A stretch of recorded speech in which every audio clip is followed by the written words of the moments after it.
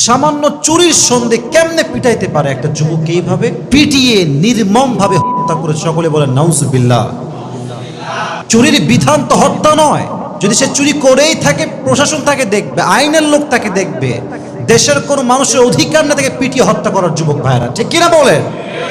তোফাজ্জল একজন অসহায় যুবক, একদম অসহায় ছেলে। তার প্রথমে বাবা মারা গিয়েছে, তারপরে মা মারা গিয়েছে, তারপরে তার শেষ সম্বল তার ভাই, পুলিশের একজন এসআই ছিল, তার ভাইটাও মারা গিয়েছে।